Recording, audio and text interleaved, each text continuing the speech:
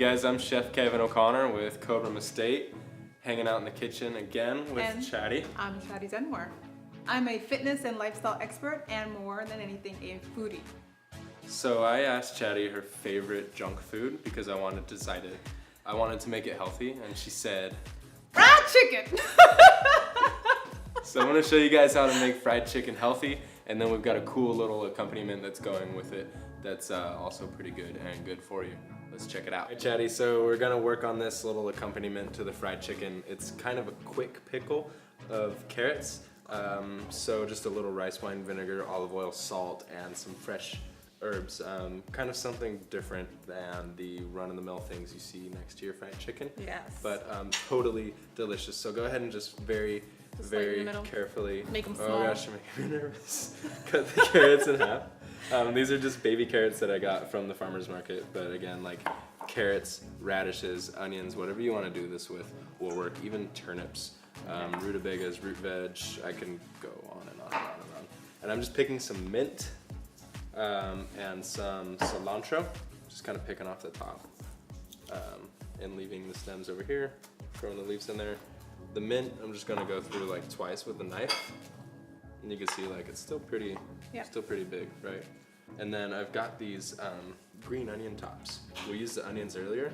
And I'm just gonna take some of these. If you don't have spring onion tops, which I don't expect you to have at home, it's just the same as using like scallion tops. And now you've got those carrots in there. We've got the herbs. Chady, why don't you season that up with a good pinch of salt?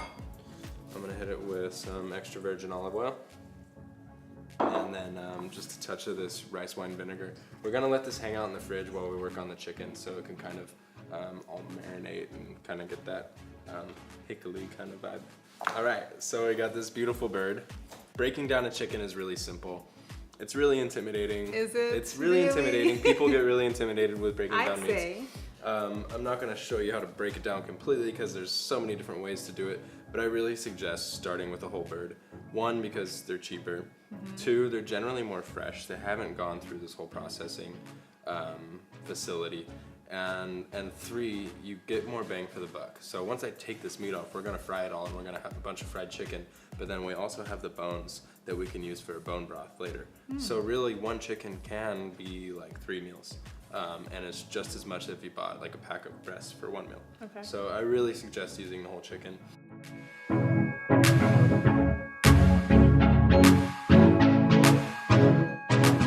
Alright, so the chicken's been broken down into all of its cuts. We've got legs, thighs, the breasts have been cut down into pieces that are manageable, and then the wings. We're gonna take this to the egg whites and the rice flour and then fry it up. Okay, so we've got our chicken that's been broken down. Yes. We've got egg whites that I've whipped a little bit just to kind of get them all together. And then we've got rice flour that's been seasoned with salt. So rice flour is gluten-free. I also like to use rice flour on frying chicken because I feel like sometimes it gets a little crispier. I like the crisper rice flour. So the main part of this step is to make sure that everything is on here evenly. So I'm gonna show you one and then we're gonna do this together. So the chicken, I use my hands with this. Sometimes people use forks or tongs, but I feel like our hands are kind of our best utensil. And try to only use one hand for each step, or else you'll end up kind of turning your hands into fried chicken as well. So you let the egg white drain off, and then bring it over to the seasoned rice flour. And what are we calling this? This is just a basic dredge setup. Dredge. A lot of times in restaurants we'll go flour and egg and then breadcrumbs or something like that. Yeah. But this is just egg whites and rice flour. And the other crucial step is to make sure you pat this. So tapping it. Tap it so all this excess flour comes off. Because when you lay it into the pan of oil and you have a lot of extra flour, what'll happen is it'll transfer a bad taste to the oil. So I'm gonna do the egg white part, and then to speed it up a little bit, I'm gonna have you do the rice flour part. Because I'm really hungry for fried chicken. Yeah. Still got our hands behind our backs. Yeah, I like this. This is like a fitness. Using one hand. Like together we're one person. Exactly. I like how you think. All right, Kevin, there's a lot of olive oil on that pan. Tell me, how is this healthy? Because I'm trying to figure this out. So a lot of people think it's an oxymoron, right? Healthy food and fried food. Right. But I've got a lot of research actually that shows that frying in extra virgin olive oil, again, this is only relative to extra virgin olive oil of high quality, Okay. Will actually make that food healthier than it was to begin with. Okay. So we know that extra virgin olive oil is the healthiest fat you can cook with. It But is. there's a transfer of fats that happens when you fry something that does have fat in it, like chicken, in a fat like extra virgin olive oil. So Right. the extra virgin olive oil will basically inoculate this whole piece of fried chicken, and when we have the fried chicken come out of the pan, it will then be blessed with polyphenols, Okay. antioxidants, right?